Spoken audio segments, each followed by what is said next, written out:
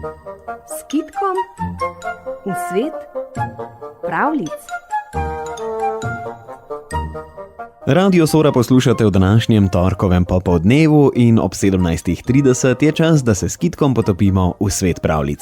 Danes nam bo Romana Hafnar iz knjižnice Ivana Tavčarja Škofja Loka prebrala slovaško ljudsko pravljico Janko, Polenko in zmaj. Nekoč sta živela tesar in njegova žena in nista imela otrok, a žena si je tako zelo želela otročička, da je prosila moža, naj ji ga naredi vsaj iz lesa. Res je izrezljal majhnega lesenega fantička. Žena ga je položila v zibko, zapela mu je v spavanko in glej, fantiček je oživel. Dobil je nenavadno ime, Janko, Polenko. Ko je Janko dopolnil 12. leto, je začel loviti ribe. Vsak dan je odveslal na širno morje in tam ribaril ves dan. Le opoldne se je vrnil na breg, ko je mati prinesla kosilo in mu zapela tako lepo, da jo je slišal, kjerkoli je že bil. Nekega dne je kakor ponavadi zaslišal materino pesem. Priveslal je k bregu, a na bregu ga ni čakala niti mati in niti kosilo. Iz zelenja je skočil zmaj, ga pograbil in ga odvlekel s seboj. Pa te imam, je med potjo zadovoljno brundal zmaj in že oddaleč je zaklical svoji ženi. Olenka, poglej, kaj sem prinesel. Le brž zakuri, le brž ga speci, tako sem lačen. Olenka ni oklevala, brž je zakurila, potem pa se je obrnila k Janku in mu pomignila. No, le sedi na lopar, da te potisnem v peč. Janko pa jo je pogledal in nevedno vprašal. Na lopar? Kako se sede na lopar? Tega pa res še nikoli nisem videl. Ti mi pokaži. In ne boste verjeli, res je cela debela Olenka sedla na črn lopar.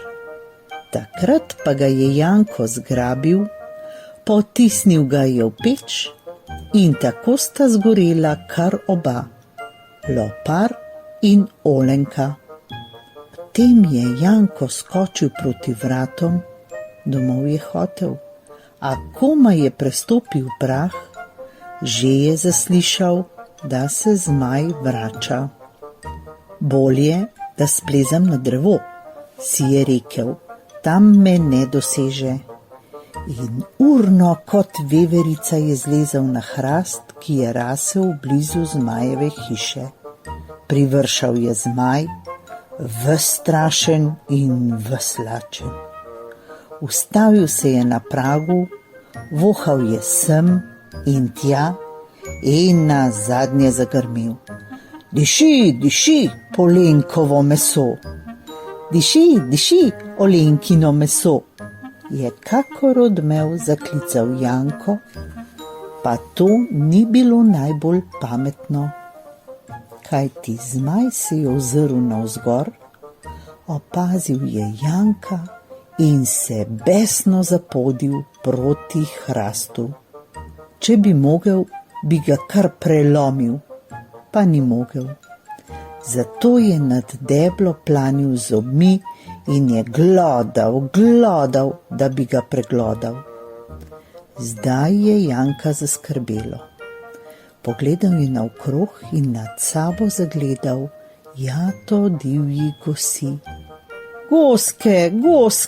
Goskice, sabo me odnesite, čez drevesa in še više, čisto do domače hiše, je zaklical Janko, a goske so letele naprej. Še huje je grizel zmaj in še bolj se je tresel hrast.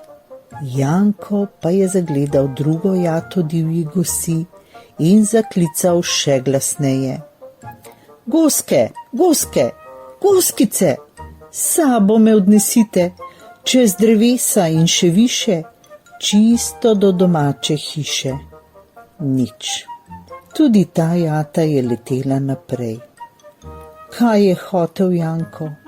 Sesedel se je na vejo in čakal, da ga zmaj spet dobil kremplje. A glej, ko se mu je že zdelo, da mu ne pomaga čisto nič več, je iz daljave priletela še ena gos. Ena sama. Spustila se je k Janku, ga vzela na peruti in ga odnesla naravnost pred domačo hišico. Oče in mati sta ravno sedla k večerji. Mati je žalostno gledala prece in za večerjo delila kolačke. Enega meni, enega tebi, je govorila. Enega meni, enega tebi.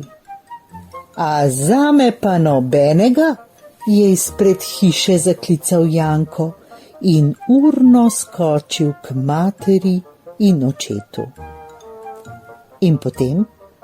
Seveda, veselja in rajanja ni bilo ne konca in ne kraja.